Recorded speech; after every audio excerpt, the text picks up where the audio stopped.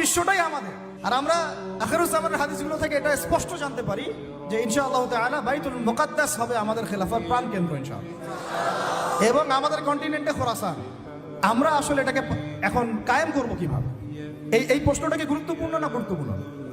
অনেকে অনেকভাবে ব্যাখ্যা করছেন। কেউ বলছেন যে এটা কায়েম করতে হবে অমুক পদ্ধতিতে, কেউ বলছেন তমুক পদ্ধতিতে, কেউ বলছেন যে শুধু দাওয়াতের মাধ্যমে, কেউ বলছেন শুধু জিহাদ, কেউ বলছেন সরাসরি শুধু কিতাল, কেউ বলছেন ডেমোক্রেসি, কেউ বলছেন ভোটাভুটি, কেউ বলছেন বুলেট, কেউ বলছেন ব্যালট। তাহলে আসলে যাবোটা কোথায় এবং সুন্নাহ ভিত্তিক পদ্ধতিটা কি? এটার উত্তর দেওয়ার আগে আমি একটা প্রশ্ন করি আপনাদেরকে। আমাকে আপনারা বলেন যে দিন কায়েম করাটা কি ইবাদত না এটা একটা দুনিয়াবি কাজ? বলেন। আচ্ছা, এখন আমাকে বলেন যে ইবাদত কবুল হওয়ার শর্ত কয়টা? বলেন বলেন। 2টা বা 3টা? ঠিক আছে তো ভাই, বলেন, সাহস করেন। 2টা বা 3টা, তাই না? প্রথমটা হচ্ছে আল্লাহ পাকের সন্তুষ্টির জন্য হতে হবে। তাহলে আমরা দিন কায়েম করতে গেলে কার সন্তুষ্টি থাকবে আমাদের মাথায়?